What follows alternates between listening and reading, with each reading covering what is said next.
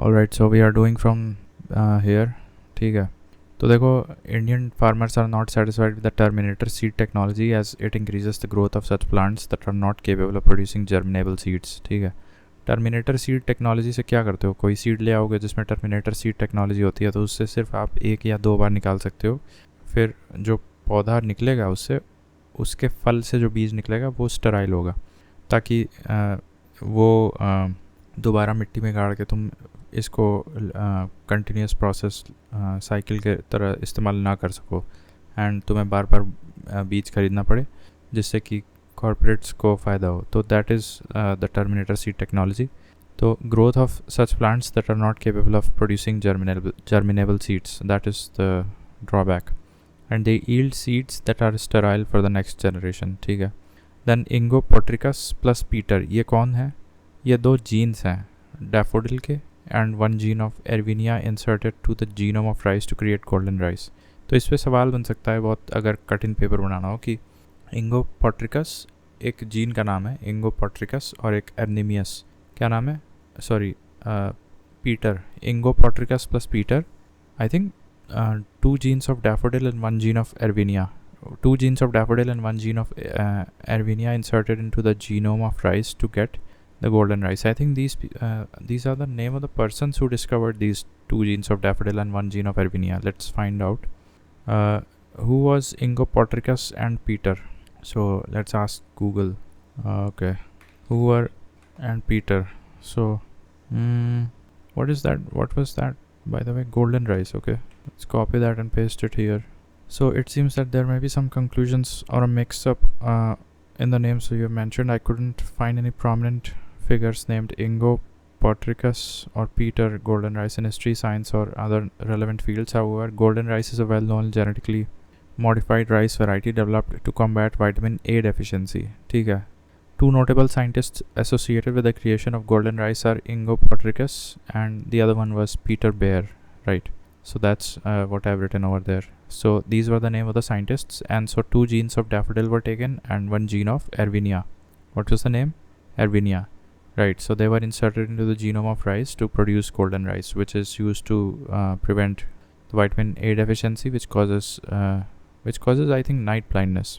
Then this alloy, basically brass, it has copper as well as zinc. Okay. Now steel is iron as mixed with little amount of carbon, and stainless steel is steel with a little bit of nickel and chromium, right? And solder is lead and tin, whereas bronze is copper and tin. ठीक है. तो then duralumin, ये aircrafts में इस्तेमाल किया जाता है. This is basically aluminium, copper, manganese, magnesium. Duralumin, aluminium, copper, magnesium and manganese. So this duralumin is used in aircrafts. Then alnico, this is aluminum, nickel and iron, cobalt. Aluminum, nickel, actually N stands for nickel, then iron stands for I, and CO stands for cobalt. So there are actually 4 elements here in the alnico: aluminum, nickel, iron, cobalt. Then we have nichrome. This is nickel, iron, chromium and manganese, right?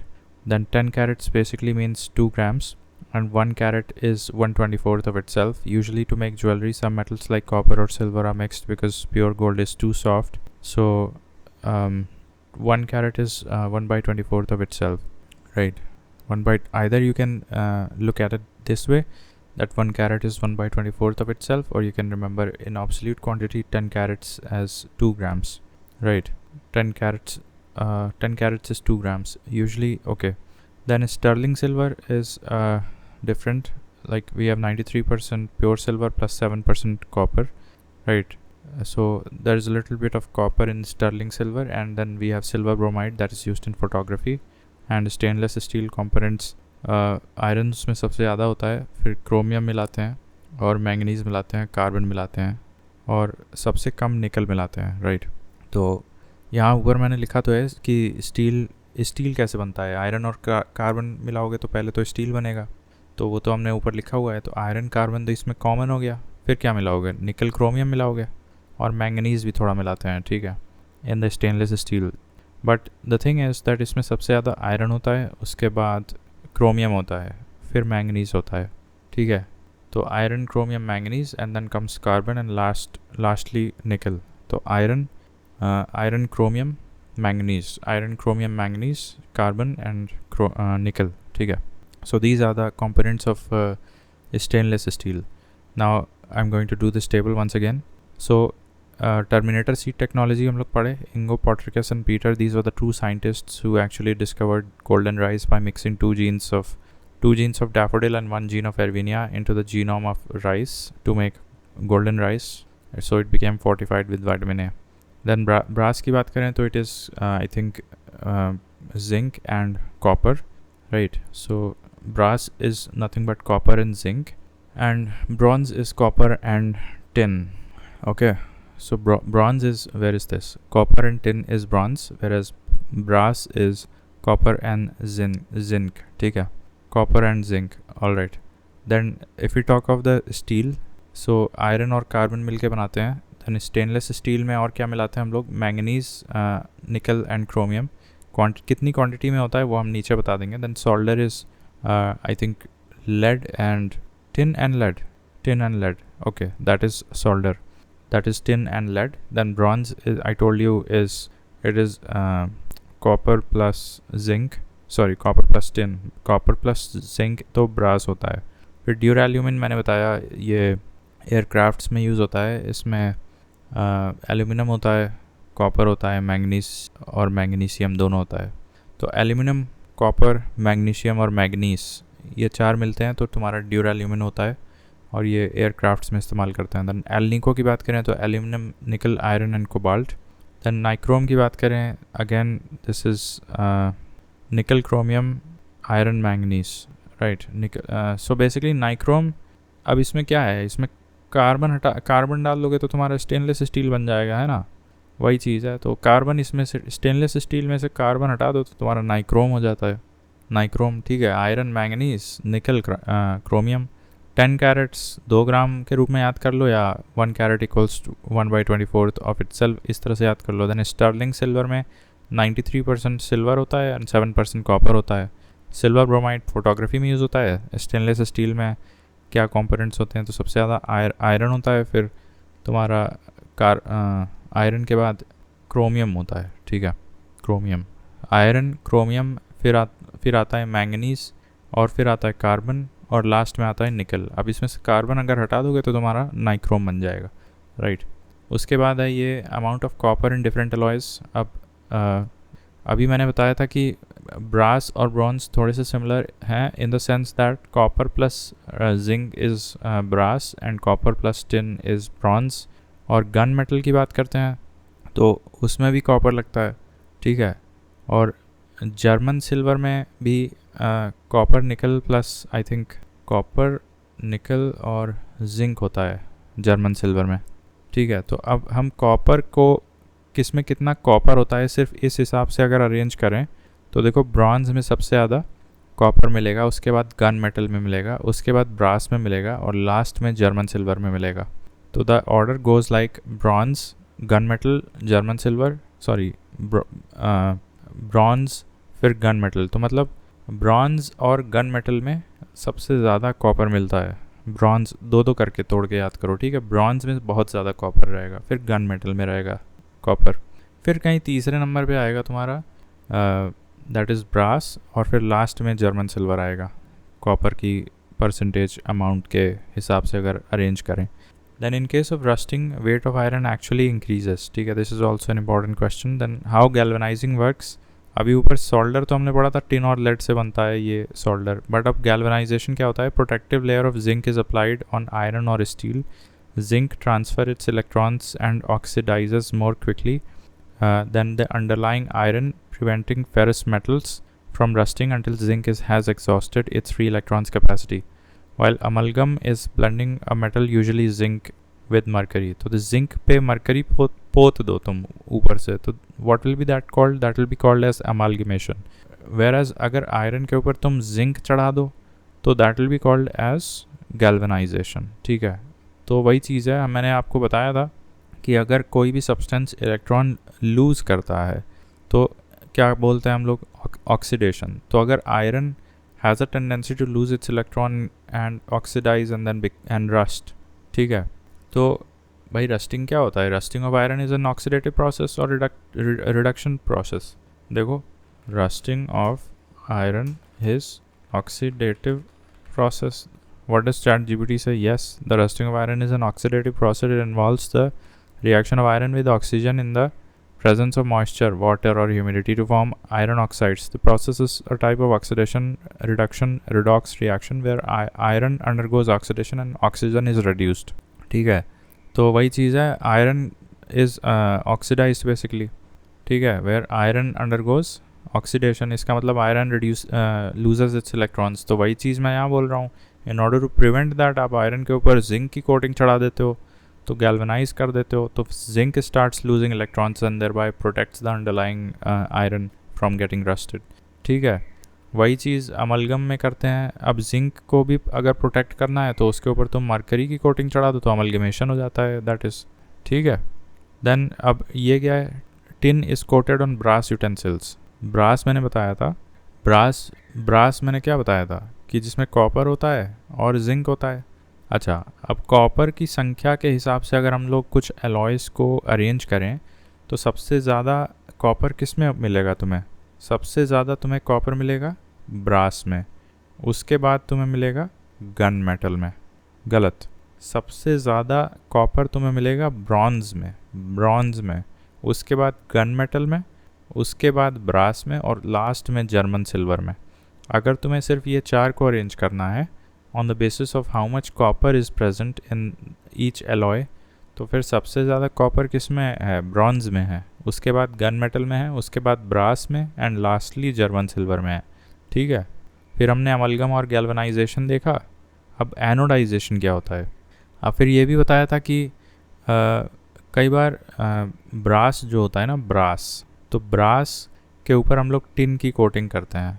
ठीक है, to prevent copper contamination. Copper कई बार हरा हो जाता है। ठीक है, कॉपर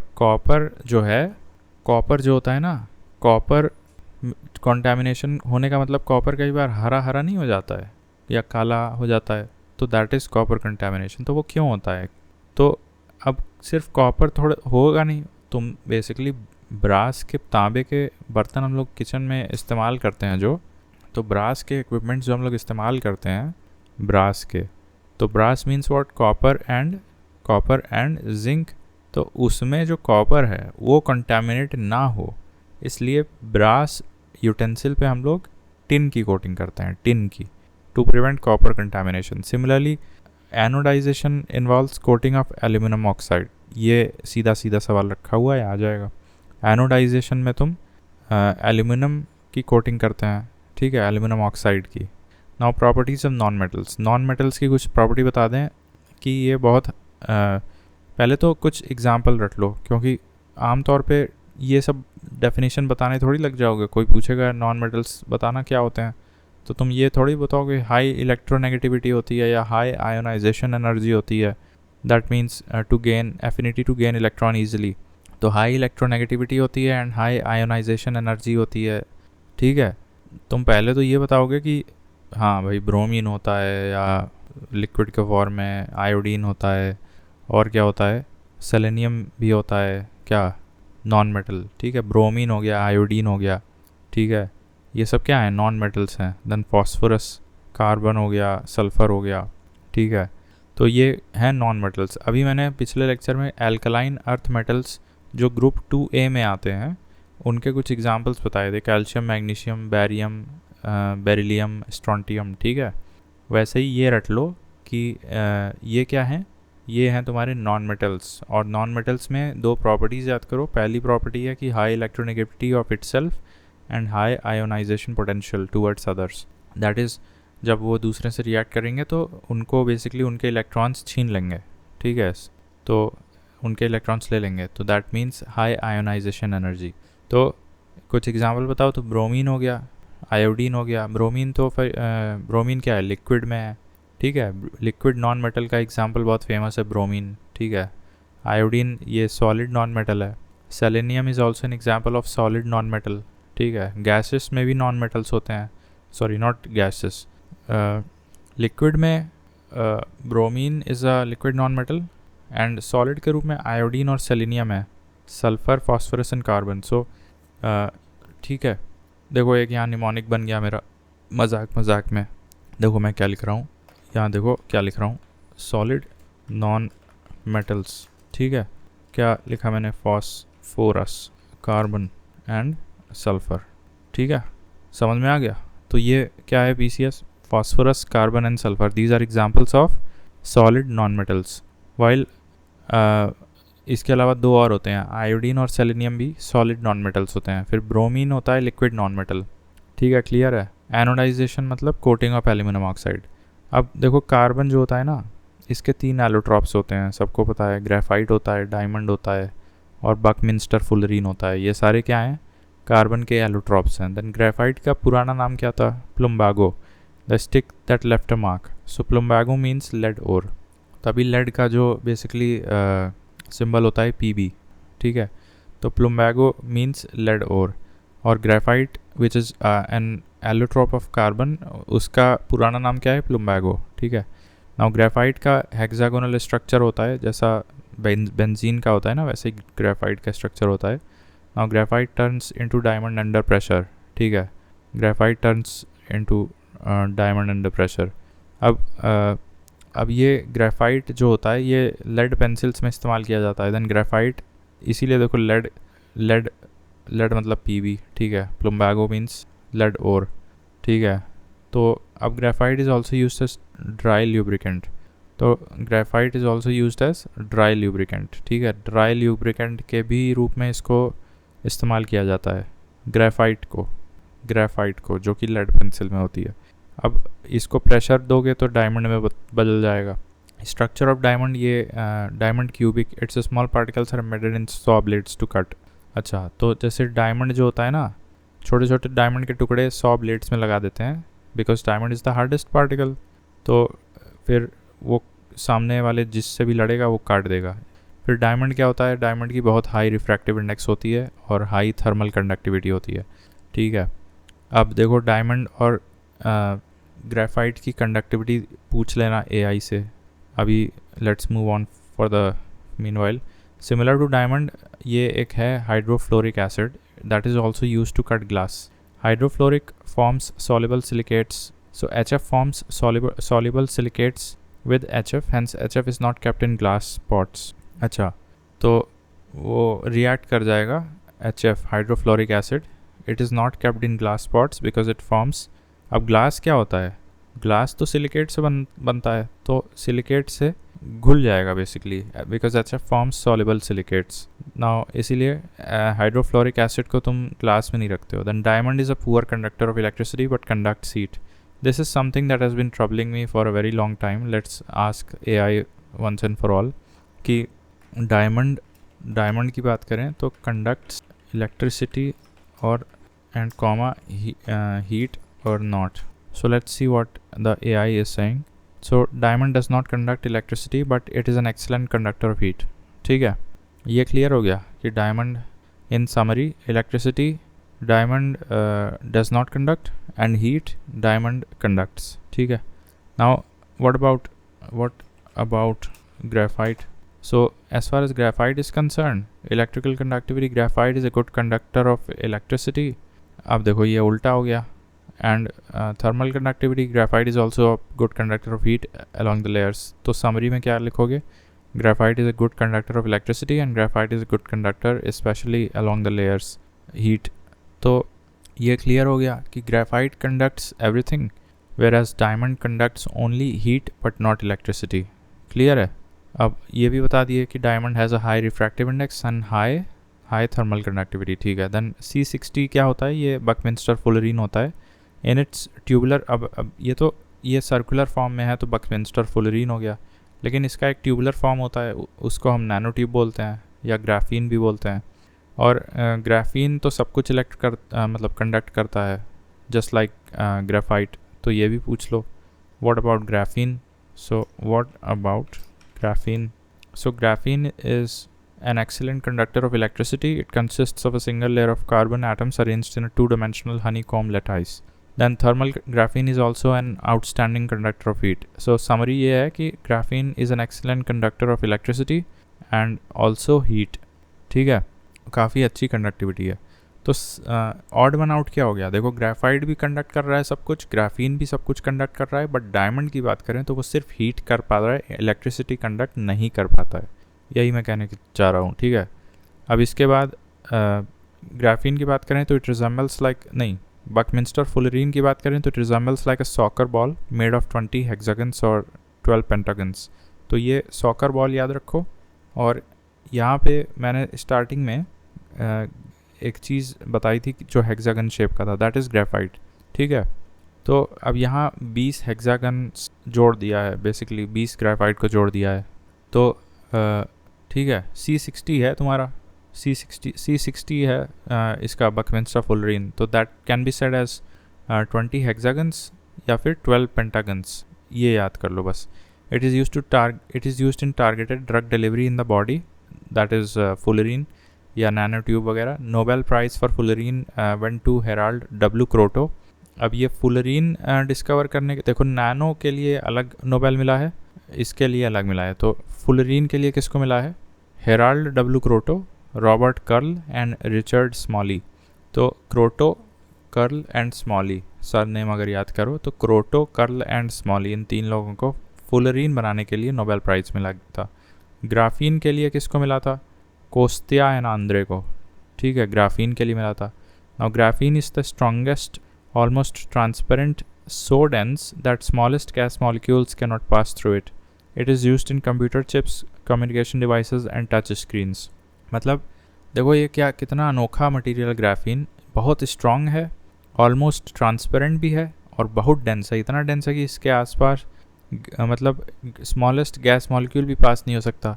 ठीक है, दैट इज़, अब इसी के लिए मतलब कोस्तिया और आंड्रे नामक व्यक्ति को नोबेल मिला था. Then solid carbon dioxide, dry ice, इसका इस्तेमाल करते हैं. आर्टिफिशियल रेन में भी करते हैं इसका इस्तेमाल, ड्राई आइस का. So it sublimes at -78 degree Celsius, does not leave any residue. अब ये हमको पता है वाटर गैस CO+H2. ठीक है, so sublimes at -78 degree Celsius मतलब I think solid carbon dioxide it directly becomes in, या dry ice it directly turns into water vapor at -78 degrees Celsius. Is it so? So dry ice directly converts to vapor at -78 degrees. Yes. So dry ice, that is solid carbon dioxide, directly converts to vapor at -78.5 degrees Celsius under standard atmospheric pressure. This process is called sublimation, where a substance transitions directly from a solid to a gas without passing through the liquid phase. All right, so that is -78 degree Celsius पे ये directly sublime हो जाता है. Then Teflon की बात करें, ये Teflon is a fluorine containing polymer. हाँ, ये तो मुझे पता है कि टेट्राफ्लोरोइथाइलिन होता है, that is another name of Teflon. It is a fluorine containing polymer. ठीक है, देन पायरीन क्या होता है? Pyrene is used in fire extinguisher. ठीक है, फायर एक्सटिंग्विशर में अभी तक हमने 2 केमिकल पढ़ चुके हैं. एक पायरीन पढ़ा, एक कार्बन टेट्राक्लोराइड पढ़ा था, और एक और था, कोई एसिड था, मेरे ख्याल से याद नहीं आ रहा है मुझे. Anyways, carbon content in decreasing order. तो देखो रॉट आयरन में कार्बन कंटेंट सबसे ज़्यादा किस में होता है? पिग आयरन में होता है. कार्बन कंटेंट सबसे ज़्यादा किस में होता है? पिग आयरन में होता है. फिर बीच में आता है स्टील, और रॉट आयरन में सबसे कम होता है. अब इनकी स्ट्रेंथ्स अगर हम कंपेयर करें कि कंपेयर द, क्या करें, टेंसाइल स्ट्रेंथ या इन जनरल लिख देते हैं strength of. Okay, so the ChatGPT says that the strength of pig iron, steel and wrought iron varies significantly due to the differences in composition. Here's a comparison of these materials in terms of strength. अब इसका summary देखते हैं सीधे, जल्दी लिखो भाई. सो comparison summary में देखो तो ये है कि steel is the strongest of the 3 material. अब ये तो अलग ही जवाब दे रहा है. नहीं, मैं स्ट्रेंथ की बात कर रहा हूँ. While pig iron is the weakest and wrought iron falls in between but is still significantly less strong than steel. ठीक है, तो अब यहाँ पे तुम लिख लो स्ट्रेंथ के बारे में. अगर लिख लें तो सबसे तगड़ा क्या निकला, यहाँ लिखो स्ट्रेंथ. स्टील सबसे स्ट्रॉन्ग है, देन रॉट एंड लास्ट में पिग. ठीक है, लेकिन अगर हम कार्बन कंटेंट की बात करें तो पिग आयरन में सबसे ज़्यादा कार्बन कंटेंट है, फिर स्टील में है, और रॉट आयरन में सबसे कम कार्बन कंटेंट है। ठीक है, सबसे ज़्यादा कार्बन कंटेंट है पिग आयरन में, फिर स्टील में, और फिर सबसे कम कार्बन कंटेंट है रॉट आयरन में। Now 1 carat is equals to 200 mg, यहाँ लिखा हुआ है 1 carat equals to 100 mg milligram, या ऊपर हम लोग पढ़ चुके हैं 2 ग्राम होता है। 1 कैरेट इज़ 1/24, एक second, 1 carat is 1/24 of itself. 10 carats होता है 2 ग्राम, तो 2 ग्राम बराबर 10 कैरेट्स लिखा है, और यहाँ पे तुम 1 कैरेट बराबर 200 मिलीग्राम क्यों लिख रहे हो यार? यहाँ पूछना ज़रा 1 carat equals how many gram, तो 1 कैरेट इक्वल्स 0.2 ग्राम्स है, तो दैट वो गलत लिखा है तुमने। ठीक है, 1 carat is 0.2 grams, let's correct that. तो यहाँ 1 कैरेट तुमने लिखा है 2 ग्राम्स, ये गलत है। Actually 1 carat is 0.2 grams. So 1 carat is 0.2 grams, या ऐसा कह सकते हैं 200 मिलीग्राम्स। ठीक है, 200 मिलीग्राम्स। तो यहाँ अगर इन मिलीग्राम्स करें तो 1 कैरेट इक्वल्स 200 मिलीग्राम। ठीक है। सो 1 कैरेट इक्वल्स 200 मिलीग्राम्स, ये रट लो, या फिर ऐसा रट लो कि 1 कैरेट इक्वल्स 0.2 ग्राम्स। ठीक है, दोनों में से कोई एक कर लो। फिर आ जाओ यहाँ, तो ये hard water has mineral content caused by dissolved magnesium sulphate और कैल्शियम सल्फेट। अब इस पे मैं बात कर चुका हूँ, उसमें मैग्नीशियम सल्फेट और कैल्शियम सल्फेट्स ऑलरेडी प्रेजेंट होते हैं, या आयंस ऑफ मैग्नीशियम या कैल्शियम होते हैं। So these cause permanent hardness and can not be removed on boiling. ठीक है, मतलब हार्ड वाटर को it can not be, the permanent hardness can not be removed on boiling, whereas temporary hardness can be removed through boiling. Isotopes of hydrogen के बारे में बात करें तो प्रोटियम होता है, that is without neutron, it is still stable. ठीक है, न्यूट्रॉन होता ही नहीं है इसमें, प्रोटियम में। ड्यूटेरियम 1931 में डिस्कवर किया गया था, 1 न्यूट्रॉन होता है, it is still stable. And tritium 1934 में, और इसमें 2 न्यूट्रॉन होता है, ये अनस्टेबल होता है। सो अब पहले हम ट्रिटियम की बात करें जो कि अनस्टेबल होता है।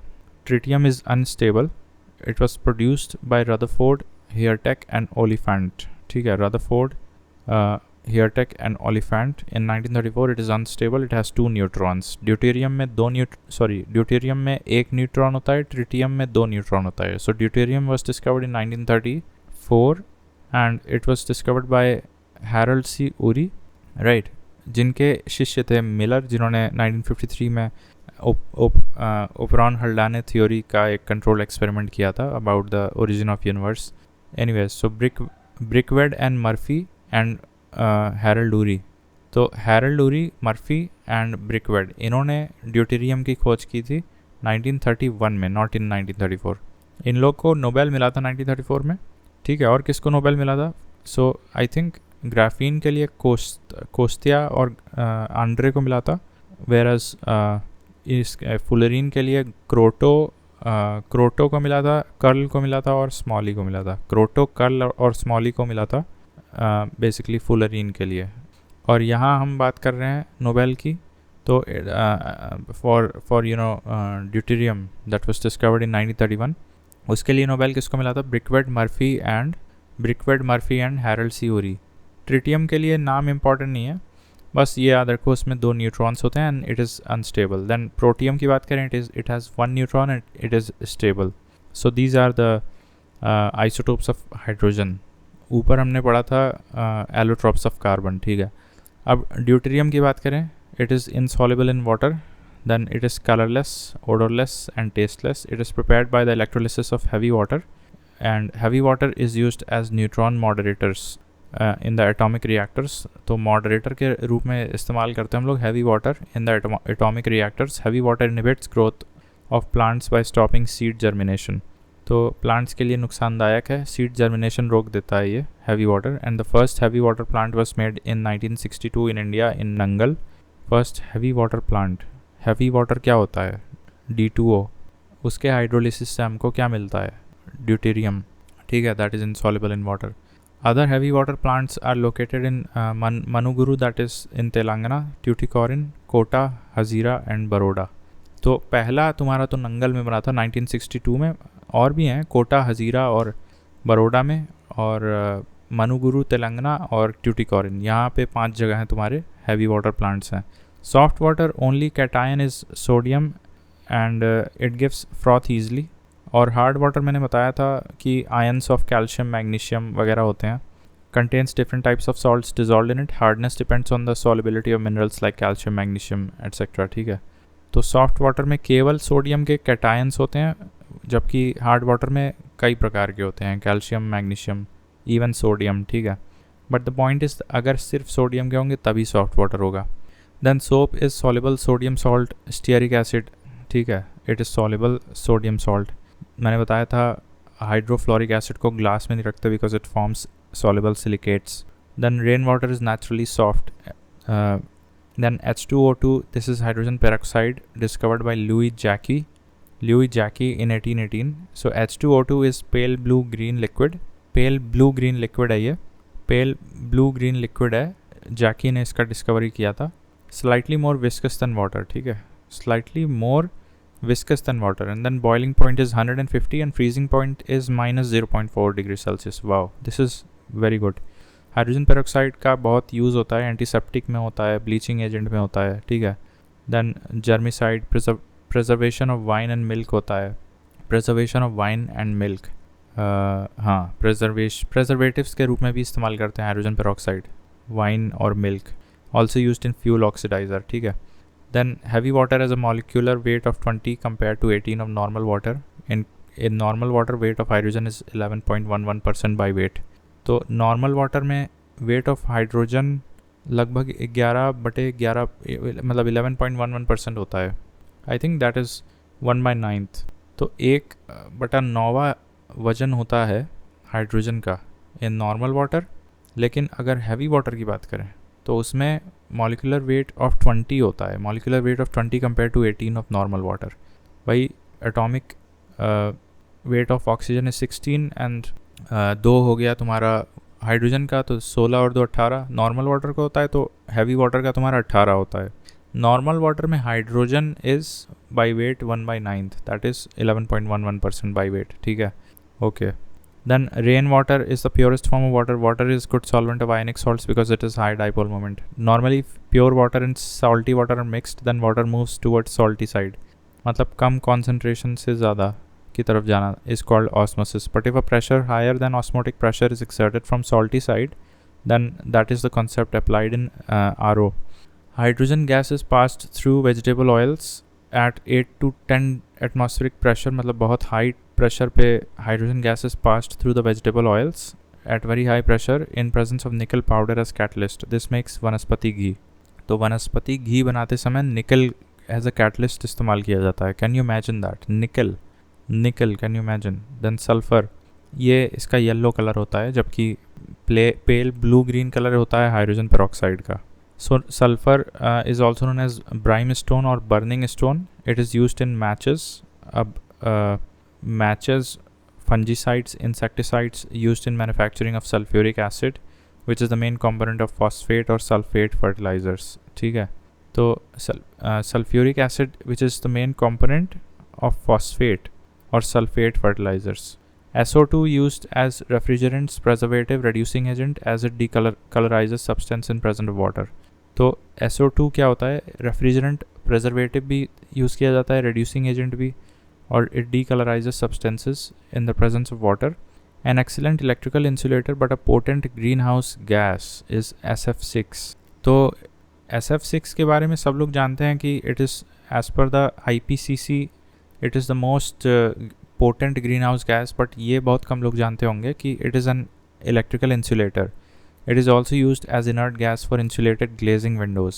ठीक है, इंसुलेटेड ग्लेजिंग विंडोज़ में SF6 का इस्तेमाल किया जाता है, but it has very high green house gas potential. SF6 molecule shape is octahedral. ठीक है, अब फिर इस पेज से हम लोग देखते हैं अगले वीडियो में.